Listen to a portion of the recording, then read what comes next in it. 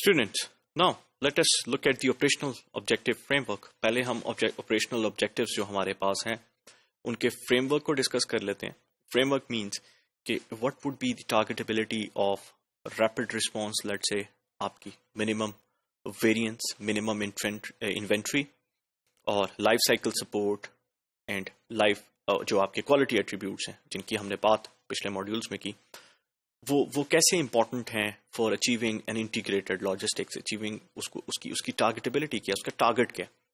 So this simple framework of operational objective will actually tell you about what would be the objective आपके पास क्या है इन जो performance indicators हैं उनका in achieving your overall integrated logistics. So what do we have? We have this framework, a simple framework. What are you trying to achieve is at the center. What are we trying to achieve? आपके पास there is a transit time. आपके पास transit time है. That is the time of delivery of your product. और at the same time अगर आप procurement cycle की बात करते हैं तो procurement cycle में this would be the time your supplier actually provides you the raw material. And in your physical distribution life cycle, this would be the time you actually distribute it towards your retailers or different franchises or your own outlets. Then there is also a decision of your cost. आपकी cost का decision भी जो है वो इसके अंदर मौजूद है. Predictability, of course. Can I predict it reliably? ये एक बहुत बड़ा question है जो कि operational objectives को hamper करता है. आपकी product क्या इस नेचर की है कि उसकी फोरकास्ट रिलायबल हो सकती है? For that, for having your forecast to be reliable, you need to have some reliable data regarding it. तो ऐसे प्रोडक्ट्स जो कि मार्केट में पहले से मौजूद हैं उनकी प्रेडिक्टेबिलिटी ज्यादा होती है. व्हाई?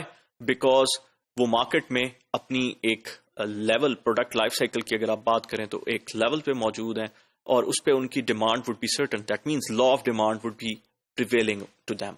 लॉ ऑफ डिमांड उन पे किस तरह लागू होता है? Law of demand would be like कि प्राइस को चेंज करने से उनकी डिमांड को चेंज किया जा सकता है. तो that means at any certain level of price I can no और I can actually predict what would be the demand in future. तो मेक टू स्टॉक आइटम्स के लिए predictability would be actually higher. जो ऐसे product जिनमें innovation कम है, ऐसे products जिनको आप बार बार मार्केट में एक ही फॉर्म में लेके चलते हैं, होमोजीनियस आइटम्स हैं, स्विचिंग जिसमें आसान है, कंपैटिटर्स ज्यादा हो सकते हैं. Transit time, of course you operational objectives की अचीवमेंट के लिए you would like to have the minimum variance with it.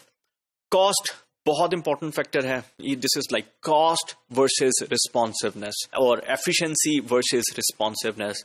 आप कॉस्ट एफिशिएंट हो जाएं तो कॉस्ट एफिशिएंसी मींस आपकी प्रोडक्ट इस नेचर की है कि जो आपको कॉस्ट कट करने के लिए it actually allows it.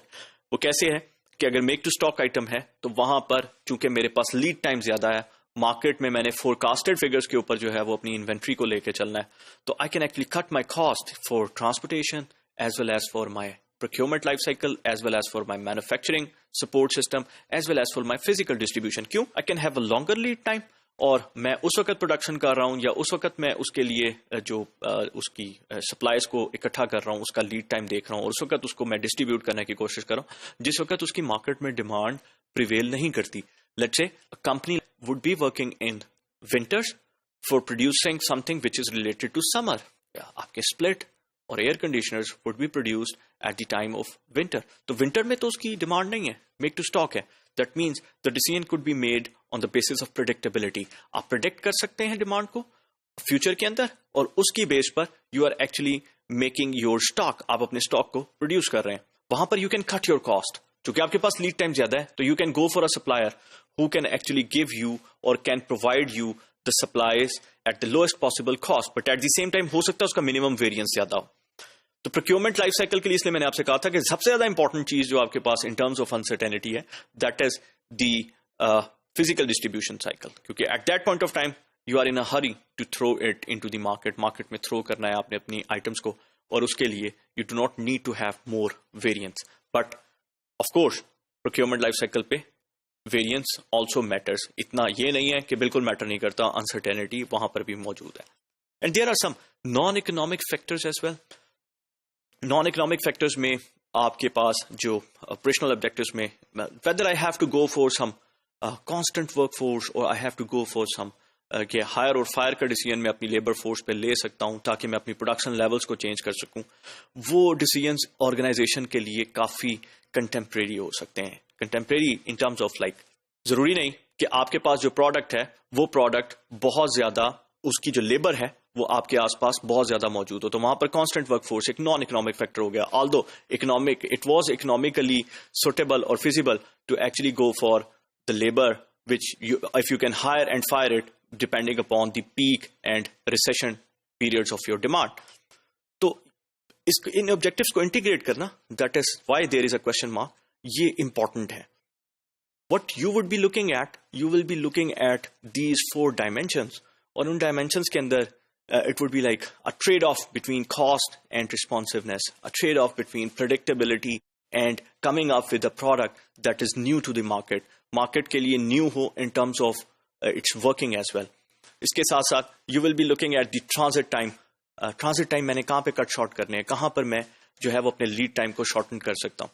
And at the same time you will be not only looking at the economic factors, you will be looking at the non-economic factors as well. The non-economic factors भी affect कर सकते हैं आपके overall operational objective को, and it can in turn आपकी जो logistical competency है उसे भी अफेक्ट किया जा सकता है. Thank you.